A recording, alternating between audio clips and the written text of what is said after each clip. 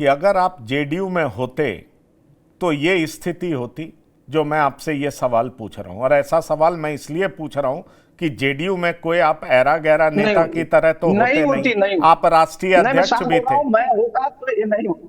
हाँ, तो जेडीयू में बार बार आपकी मैं मांग हो रहता तो रही ऐसा है। नहीं होता क, भी। कल देखिए, भी मेरा पार्टी मेरा क्या ऑफ दायित्व अपने कल पार्टी भी में। पार्टी देखिए, ऑफिस में। मैं इस बात को बोलता हूँ जरा पंकज जी, जी। मैं इस बात को जरा क्लियर करता हूं। मैं अगर होता, मेरा क्या दायित्व होता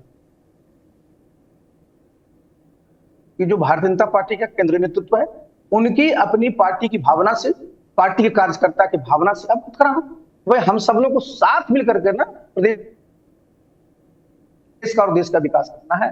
अगर जनता दल के कार्यकर्ता का मन टूट जाएगा, उनका मनोबल गिर जाएगा, तो फिर इससे तो कोई फायदा इंडिया को होगा नहीं।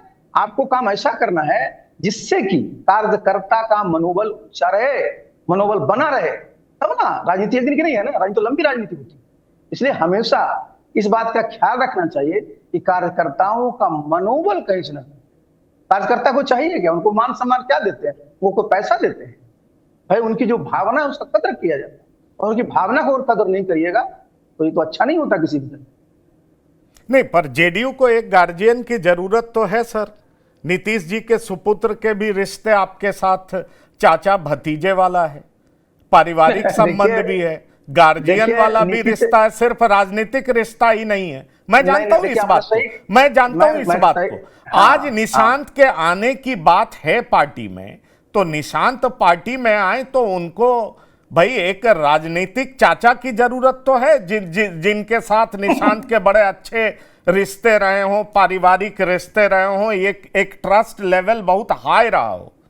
फिर आपका विरोध कौन कर रहा है पार्टी में? आज पार्टी क्राइसिस में है, आपकी मांग हो रही है। क्योंकि मैं एक विजुअल देख रहा था, मैं तो अभी नोएडा में हूं, कल जेडीयू में जिंदाबाद मुर्दाबाद हो रहा था, आपको बुलाने की मांग रखी जा रही थी कि आरसीपी सिंह होते तो ऐसा नहीं होता, मनीष वर्मा को नेपथ्य में भेज दिया गया है, तरह तरह की बात हो रही थी। तो मैं यही जानना चाह रहा हूं कि अगर निशांत आ रहे हैं तो क्या आप भी आ रहे हैं पार्टी में सर? पार्टी में तो आपकी जरूरत है।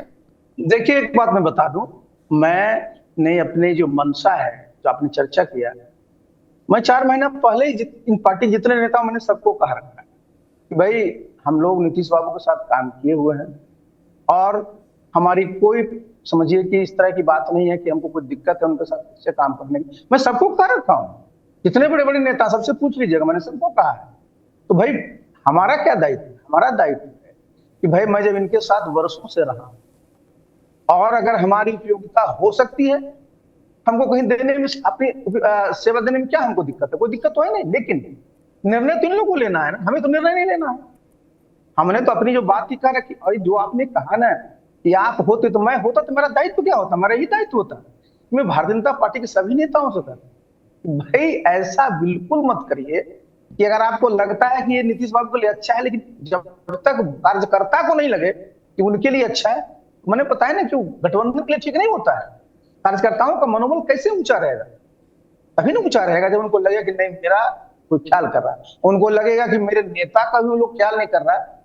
अच्छा नहीं होता किसी भी दल का। किसी भी दल का भविष्य तभी उज्जवल होता है जब उस दल के कार्यकर्ता का मनोबल ऊंचा।